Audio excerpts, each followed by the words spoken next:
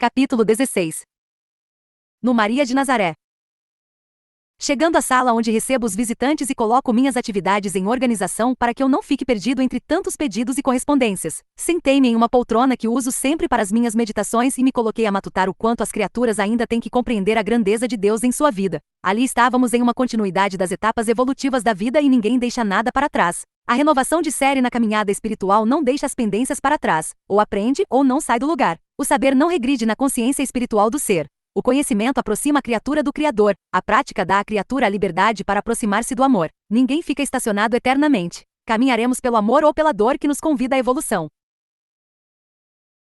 O Conhece-te a ti mesmo, comentado pelos Espíritos da Codificação, na pergunta 919, de O Livro dos Espíritos nos mostra o dever para com nós mesmos nesta evolução individual, neste fazer aos outros o que queira a si mesmo. A individualidade de cada um faz com que cada criatura sinta o dever de caminhar com o que tem para o alto. Os bons nos ensinam a ser bons e a ter o conhecimento do amor, amor este que nos estimula a fé transformadora que aproxima a criatura do Criador pelo sentimento e pelo conhecimento da verdade existente em si mesmo. O que toda criatura busca na vida é a felicidade. Mas essa felicidade e harmonia mental cada qual produz pelo esforço que busca para a própria alma. Não basta ficar falando do que é capaz, é preciso que tenhamos o pudor de fazer e neste fazer nos colocar no papel do fazer bem, com responsabilidade, com esforço, com desinteresse, porque todos nós pertencemos à coletividade, todos nós pertencemos ao amor celestial. Precisamos sair do achar bonito, do achar maravilhoso, do encantar. Precisamos agir nos colocando no papel de servidores capazes de trabalhar a esperança no coração do próximo e estimular sempre a fé no futuro.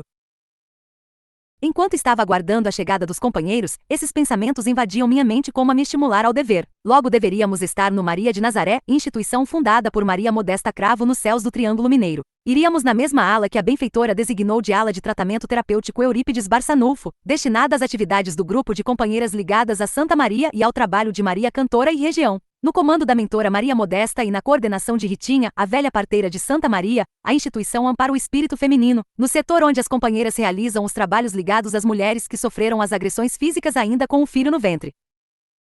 Muitas chegam trazendo filho que não conseguiu nascer na terra pelos maus tratos de homens agressivos e estúpidos, que ainda não compreenderam a lei do progresso. Aqui são auxiliadas pelos amigos deste lado da vida que aprenderam a lidar com as situações dramáticas dos quadros que enfrentam no dia a dia. Sofrimentos que vêm da terra pela falta de amadurecimento do ser humano na ordem do progresso sucessivo da alma em busca de Deus e na própria vida. A falta de conhecimento, a falta de amor e a falta de fé fazem as criaturas se perderem na caminhada que lhes tiram da imperfeição para o conhecimento do progresso. Absorto nesses pensamentos que me tomavam a alma, pude ouvir um pequeno toque na porta. Era Zenon com Maria Cantora, Zélia Barbosa, Nenê Cheruli e André, o pupilo de Cantora. Logo Zenon me disse: "Estamos à espera do Senhor."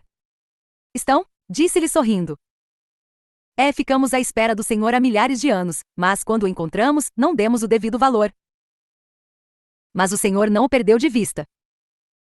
Mas o difícil é comigo, que além de perder o Senhor que falo é você. Ainda não me deparei com o Rabi de todos nós para me conduzir a caminhos de arrebatamento celestiais. Mas você, no que a gente vê nas literaturas, era o protegido de Barçanufo. Que isto? Não é tanto não. Encontrar o Senhor, nosso mestre Rabi, é fácil, meu irmão. É só dobrar o trabalho. De repente ouvimos a bela gargalhada de Cantora que depois falou: "Não tem jeito, tio senhor. Ele está reclamando que não está tendo tempo." Ué, mas espírito faltando tempo? Isto é coisa lá de baixo. O povo lá pensa assim como eu também pensava, mas na verdade, a realidade é outra. Aqui é trabalho em dobro, o povo não para. São os enfermos que chegam de lá, os perturbados. E ainda tem os peditórios que vêm de lá. Fala Zenon bem-humorado. O Senhor e Dona Maria Cantora não param, e ainda ficam dando trabalho para os outros. Olha aí a Dona Nenê, que magreza que está de tanto serviço. Nenê olhou para ele e disse sorrindo: "E você, Zenon, terá que emagrecer. Você sabe bem que a porta é estreita, se quiser passar por ela, terá que perder peso servindo e servindo." Está vendo, Zenon, falei ao pupilo de Barçanufo, quanto mais trabalha, mais tem que trabalhar. Você está tendo tempo demais. Bem, então vamos nos preparar para trabalhar, porque conversa não emagrece e a porta é estreita.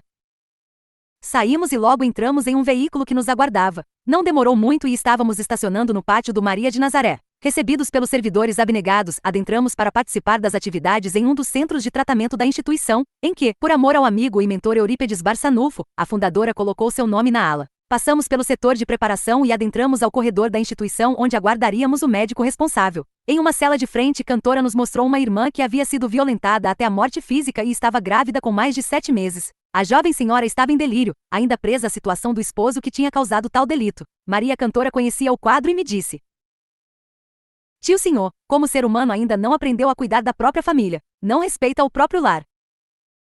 E querem conquistar outras órbitas, sem mesmo saber cuidar de quem vive sob o mesmo teto, disse-lhe.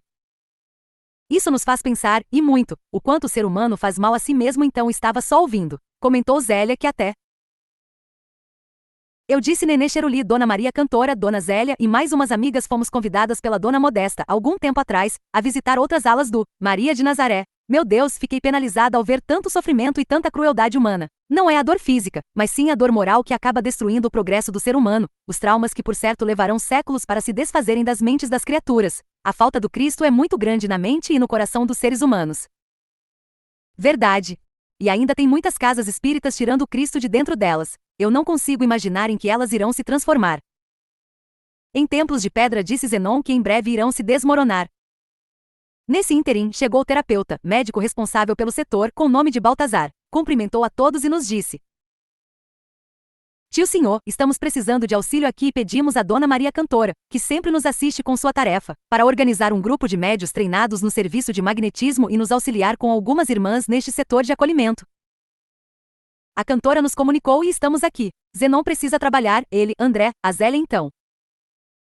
Zenon interrompeu minha fala e disse: E o senhor mais ainda, pois o senhor só está arrumando serviço para os outros. O Delfino sumiu, coitado. O Germano virou professor de vez, e nem sei ainda porque a Dona Zélia está acompanhando o senhor, porque não demora e o senhor vai me espremer em uma porta estreita com tanto serviço. O senhor quer que eu emagreça de qualquer jeito. O Dr. Baltazar sorriu e me disse: O senhor podia deixar ele aqui então, porque ele trabalha com as energias dando passe nestas enfermas e logo estará magrinho. Está vendo? Aqui tem serviço, disse-lhe eu. Bom, vamos ver a enferma, disse o doutor, já caminhando em direção a uma irmã em pequeno quarto-cela, perto do local em que estávamos.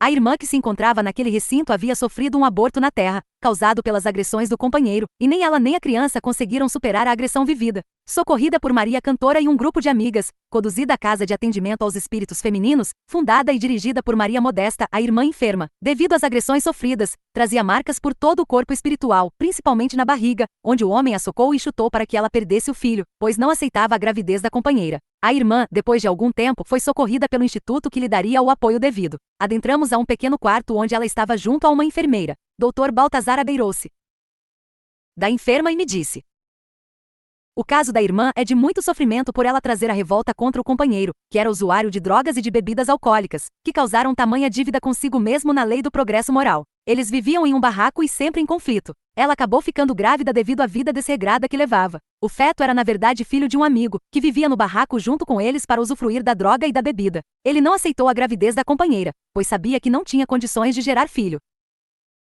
Desejava ter um filho e mandava a mulher arrumar um que ele iria criar como filho. A mulher engravidou ao envolver-se com um amigo, que planejou levá-la com ele para longe dali. O marido, descobrindo a trama, tomado pela ira e pelo ódio, agrediu a mulher já grávida de 6 a 7 meses e aconteceu o que aconteceu.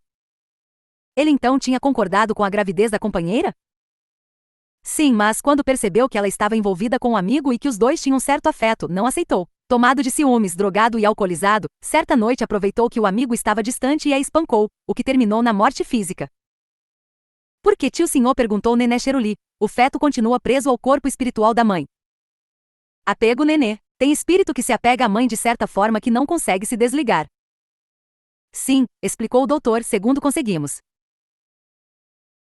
apurar, o espírito feto é um espírito que a acompanha há muito tempo e traz ligações de vidas pretéritas. A história desse trio daria um livro. O espírito feto ligado ao casal sempre esteve a vampirizar a mãe em seus vícios e desejos. Como era ligado a ela, não teve dificuldade de se unir ao útero da mãe quando foi conceber a gravidez. Ele é fascinado pela genitora. Quando na Terra, antes de se ligar ao órgão reprodutor, ele estava sempre ligado a ela, desejoso de renascer como filho dela. A lei de atração, como sabemos, existe para todos nós, influenciando a mãe, e fez com que o pai despertasse o desejo de ter um filho. Durante o sono cogitava na mente do pai a ideia de que ele poderia ser pai, e o irmão, sem formação moral nenhuma, era sempre influenciado pelo pensamento do espírito que queria voltar ao ventre da mulher por quem era fascinado. Desejou tanto que o seu pensamento acabou sendo aceito e foi assim que ocorreu a gravidez. quando então o espírito se afastou do convívio mental mais direto do pai, perdendo a consciência para a reencarnação. O pai então começou a viver a realidade do ocorrido e tomou-se de ciúme do amigo com a esposa, e, influenciado por companheiros desencarnados e inimigos do espírito reencarnante, juntamente com o vício, deu nisso.